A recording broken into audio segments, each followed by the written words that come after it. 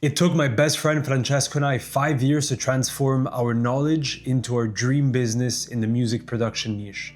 And today, it generates over $100,000 per year with margins above 60%. The best part though really isn't about the money. It's the fact that it allows us to work on projects we truly care about on our own terms. And getting to this point wasn't all sunshine and rainbows. It was quite the opposite, because we've made countless mistakes. We've wasted so much time, but looking back, it was all worth it. So today I want to share 5 lessons with you that took us from dreaming about becoming entrepreneurs to actually living life as entrepreneurs. These are lessons that I genuinely wish somebody had shared with me when I first started my journey, because I'm sure that they would have allowed me to save a lot of time and probably a lot of mistakes as well. By the end of this video, you'll walk away with some practical tips that you can apply to your own life and hopefully to your own projects as well. My name is Leo, my nose is all messed up today as you can hear, and I'm half of New Way Society. Our purpose with this new channel and this new project is actually quite simple. First, we want to help you understand that today's world presents an unprecedented opportunity to become knowledge architects.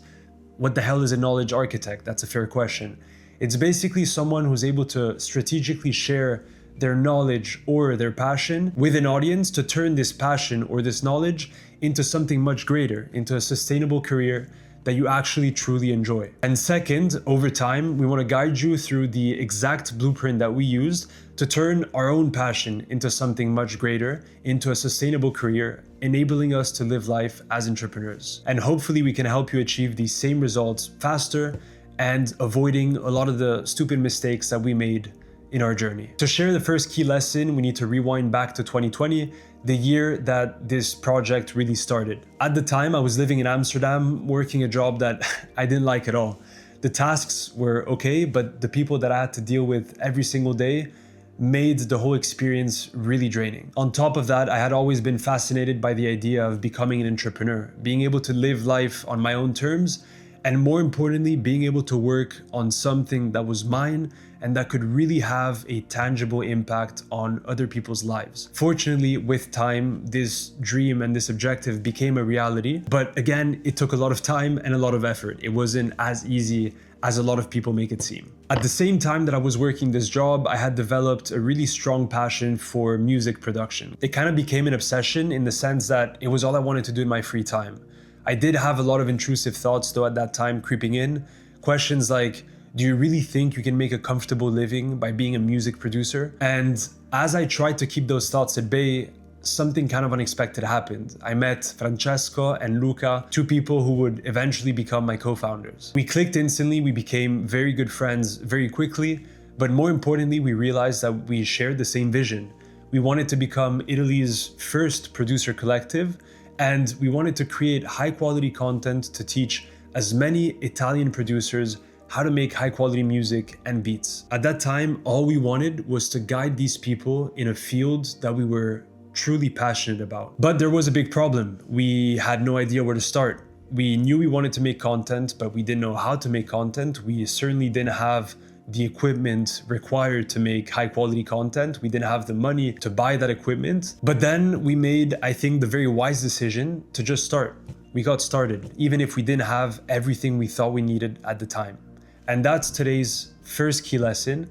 Get started even if you're not ready. I remember really well watching tutorials at 2 a.m. in my bed, trying to learn how to make content at home. And I spent entire days trying to make that first video, but something would always fail. My computer would crash, the audio would not pick up. So we could have waited until we had, a better microphone, a better camera to make those videos.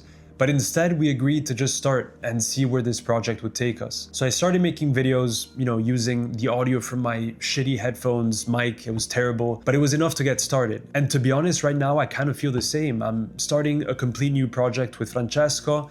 My nose is all messed up. I can barely speak. The setup isn't perfect, but I'd rather start than wait for the perfect moment, because I know that if I wait, then probably nothing will ever come out of this idea. While making this video is challenging, and this is my 3rd time trying to record, I know that it's a step forward towards the project that I want to create. And back then it was the exact same thing. It was difficult, but I decided to keep going and to give it a shot. And over time, I did learn how to make high quality content that would eventually reach thousands of people. And bit by bit, I was able to upgrade my equipment as I was putting money aside to, improve my whole setup. So again, it took a lot of time, but here's what I learned. If I had waited for the perfect moment, or if I would have waited to feel ready, then I probably would have never started at all. I almost certainly would have missed the opportunity to step out of my comfort zone, to learn something new, and to create a project that today is so meaningful to me.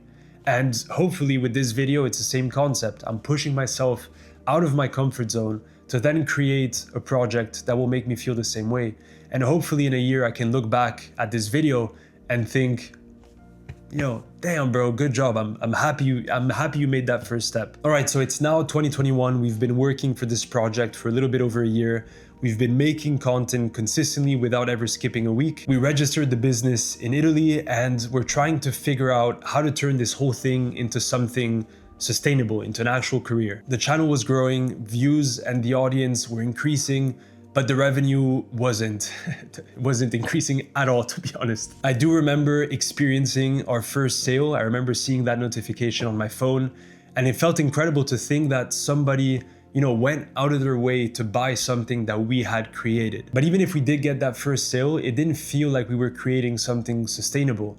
It felt like we were pouring a lot of time and a lot of energy into content without ever really having results to show for that effort. The reason is that we simply didn't have systems that could transform the value that we were providing for people into revenue for us. It literally felt like pouring water into a bucket full of holes, creating a lot of valuable content and really not getting much out of it. And that's the second key lesson for today, which is whenever you get the ball rolling, you need to create systems that work while you sleep. Unfortunately, we understood this a little bit later than we should have, but once we've introduced our own system, everything changed. We realized that what we needed was to build a bridge, something that would move people from curiosity to trust and ultimately to action to buy something from our store. We introduced email marketing, for example. We were capturing hundreds of emails by giving free value in the hopes of bringing some leads closer to our world. At the same time, we were creating deeper layers of content, not just content that would get views, but also content that would kind of create trust between our channel, our brand, and the people watching us. So this made sure that every piece of content we were creating actually served a purpose, either to get a sale, which was, a more direct video for people that already trusted us, or simply bringing people closer by giving an additional layer of free value to capture their email and hopefully convert them as customers one day. So at this point, every video fed into a larger system. And this is where everything kind of started to make sense, which brings me on to year number 3. The lesson I'm about to share now definitely hit me the hardest in year number 3, but to be honest, it's kind of a constant. It never really goes away. Let me explain. When we first started making content, I could have quit. It was difficult. It was taking up a lot of my time. It felt really uncomfortable to speak in front of a camera for so long. It was really, really uncomfortable. But I stuck with it. And then if you fast forward a few months, we hit a really big milestone, which was reaching 10,000 subscribers on YouTube, which felt incredible. Fast forward only a few weeks after this milestone, and somehow our YouTube channel gets hacked. And we lose everything. We lose all the subscribers we had. We lose all the hours of content that we had uploaded. Everything just like that was gone. And it was devastating. I remember crying the moment I clocked what had happened. And it felt so unfair, because I was dedicating a lot of this time, a lot of the free time that I had outside of work to make this project work. And randomly and without consent, everything was kind of taken away from us, and it was really, really painful. But still, I stuck with it. And after a few days of, trying to figure out how to solve this damn thing, I realized that one of my friends was working at Google, so I contacted him, and thankfully he was able to help us to get the channel back within a few weeks' time. But again, it kind of felt natural to quit in that moment because we had just lost everything. Fast forward a few years and I'm working a full-time job that was obviously taking up a lot of my time.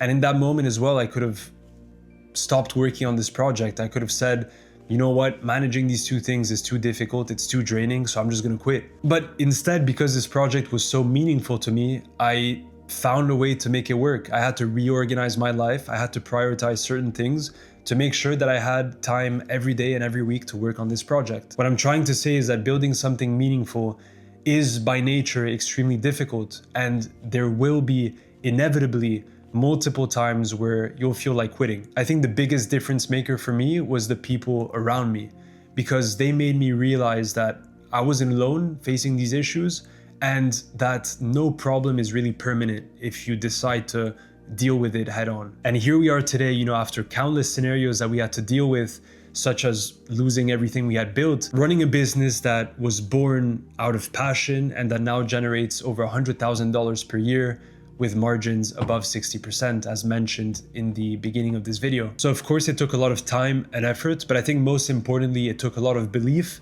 especially when that inner voice tries to just shut everything down. So that's the third lesson for today. Do not give up when things get tough.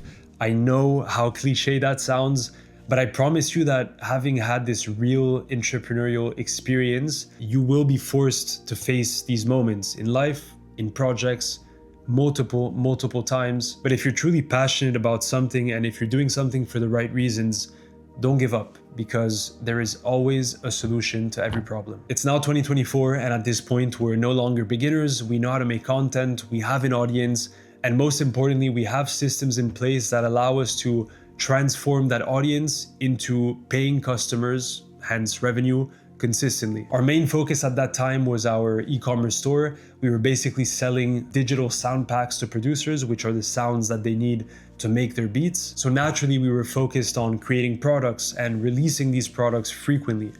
And we had this belief that if we just increase the quality of our product, then as a consequence, we'll get more sales. And for a while it worked, but only to a certain point, because sales were coming in, but growth was quickly hitting a plateau. We had somehow convinced ourselves that product quality alone was enough to grow a business. But people don't buy products just because they exist or just because a product is good. They buy a product when they understand why that product matters to them, how it fits in their journey, what kind of problem it allows them to solve, and how it makes them feel emotionally. And we were so focused on improving the product that we completely left out and ignored the whole emotional experience behind the product. We understood that creating a product was just a very small piece of the puzzle. What really mattered was everything around it. How did the people discover the product? How did that product make the person feel emotionally? How does that person connect to this product to then make their buying decision? And that's the fourth lesson, which is creating a product is not enough. From that moment, our focus shifted. We were spending more time on copy, on creating clear landing pages, building strong headlines, creating better graphics, writing clearer messages that would resonate with producers' emotions. And we added more structure to our releases, making them more interesting, such as waiting lists, special offers, scarcity, urgency, all these things that create an experience for the customer when buying. And most importantly, we started asking ourselves, what does this product actually mean in somebody's life? And this shift didn't only change our revenue every year, but it really changed, I think, our perception of business. And it really set the foundation for what happened in year number 5. So naturally, this brings us to year 5. It's now 2025. And this is the year where everything really came together. We stopped asking ourselves the simple question, what product should we create next? But rather, what are the problems that people in our audience are facing that they need a solution for? This shift allowed us to expand horizontally instead of having to just double down on a single offer. Not a single person in our audience is the same. Everybody is completely different and everybody has different needs. Some producers needed sounds to make beats, so they bought from our e-commerce. Some producers felt lonely and isolated, so they joined our community. Some people felt maybe lost or had a lack of clarity, so they took our one-on-one coaching offer.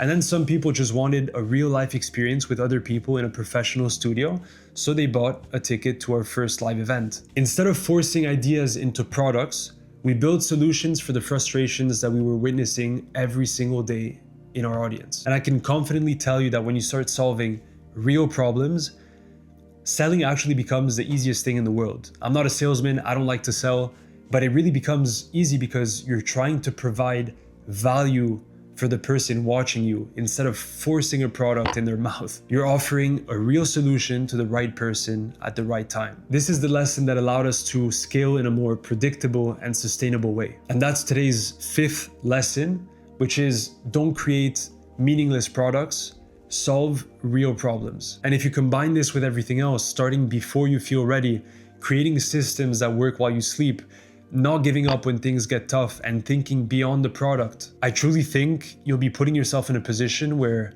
growth becomes inevitable. That's it for today. I hope you can take some of these lessons, if not all of them, and apply them to your own life and hopefully to your own projects. Our goal with this channel is to be as transparent as possible and to share the knowledge we wish we had when we first started our journey as entrepreneurs. Have a great day, and I'll talk to you soon.